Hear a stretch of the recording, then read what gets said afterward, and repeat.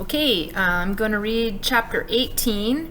It's on page 115 of your book, and it is called Never Trust a Cripple.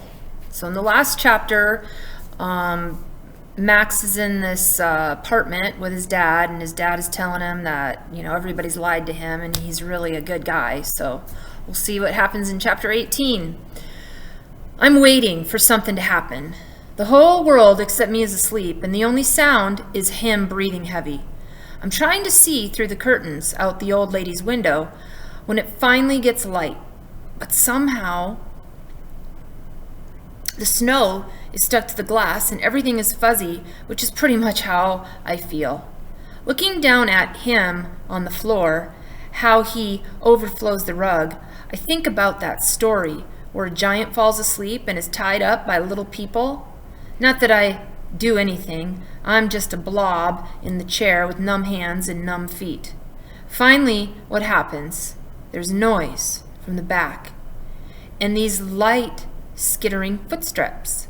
And then my father comes awake so fast he almost yanks me from the chair. He's on his feet with this wild look in his eyes, and Loretta Lee glides into the room. "Merry Christmas, boys," she says. She's got this pizza box in her hand, holding it out like a present. "Where's Iggy?" my father asks. "Waiting for Santa Claus," Loretta says. "Ain't nothing open this morning, but we got this left over. You're welcome to it." "Best put that down," he says, and he pulls on the rope and lifts me up. He gives her this cold look. "You go on and get Iggy," he says. Loretta Lee is wearing this long winter coat. It looks clean and brand new, so she probably got it for Christmas. But her legs are skinny and bare where her feet go into these old rubber boots. She's smoking a cigarette and squinting through the smoke at my father, like she's trying to figure out what he's thinking. "Why can't you be nice, Kenny?" she says. "We had some good times in the old days, remember?" "The old days are over," he says. "That the best you can do for us? Leftover pizza?" "Hey, pizza is good for you," she says. "It has vitamins and stuff." "I still want to see Iggy." Loretta takes a drag on her cigarette, and she's got this crooked smile. Her eyes keep flickering at me and the way I'm roped up, but mostly she's looking at him. "Iggy'll be up soon," she says. "He had himself a tough night."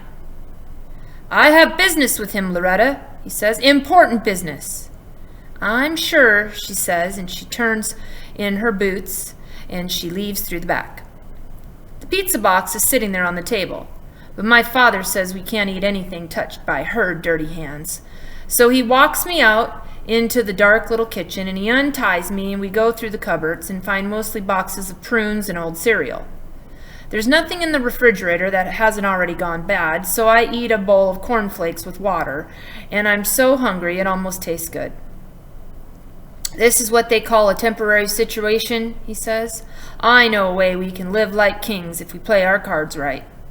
He stops for a while and he squints at me like he wants to see inside my head. "We'll be heading for warmer weather. That agreeable with you, boy?" Yes, sir, it is."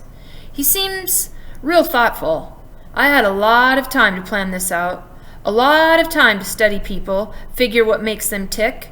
First thing, we'll get on a bus, one of those RV things, a real big one, 'cause it's important to look impressive.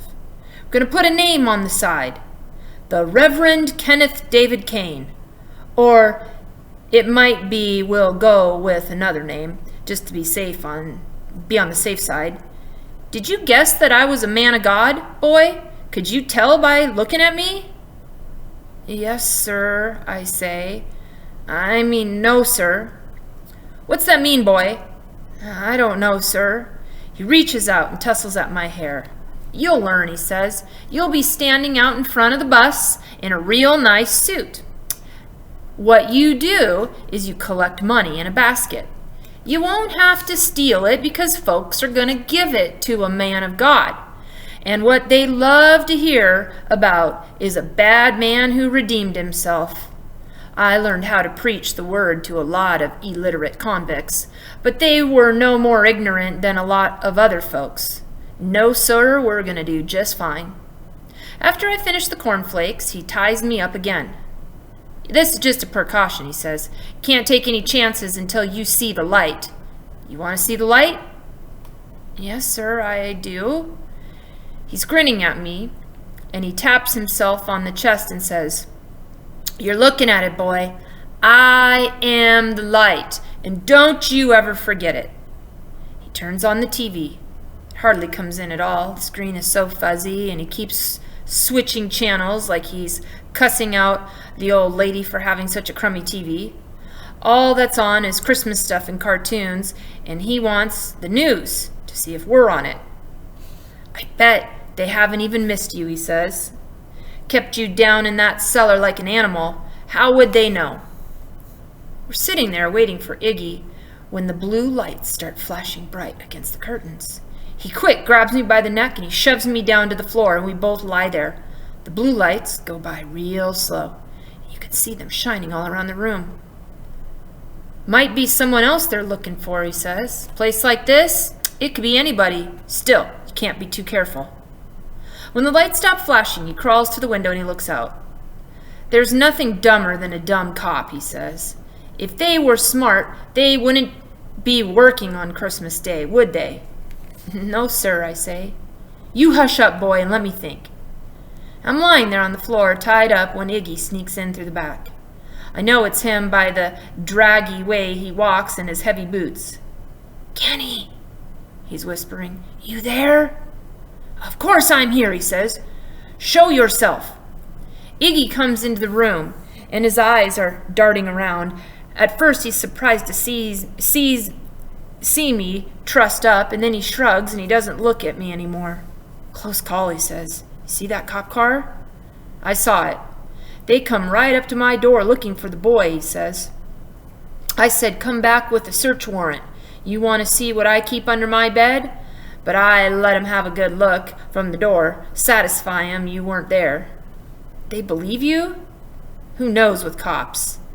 And then my father is sort of drooping his arm around Iggy, and he's giving him a squeeze, and you can see the cold, scared look in Iggy's little eyes, and that wet mouth of his inside his beard. You turn on me, did you? My father says. That how they happened to come to your place, of all places in this town? Iggy laughs real nervous. It was that crippled midget kid, he says. They had him out in the car. Must have been him. Loretta saw him peeking up over the seat. Freak? What midget kid? My father asks. You think I'll fall for that? Iggy points at me and says, Ask him. Does he have a midget friend? The two of them stole Loretta's purse. That's how come they know this place. That's the God-honest truth, Kenny.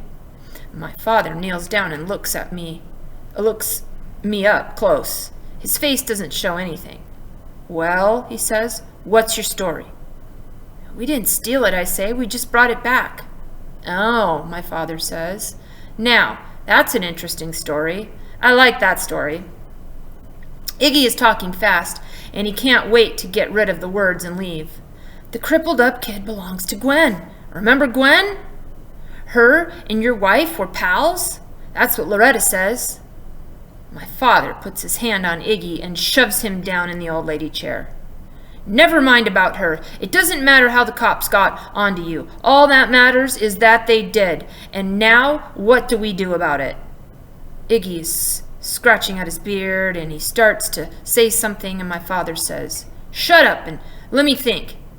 Iggy shuts up.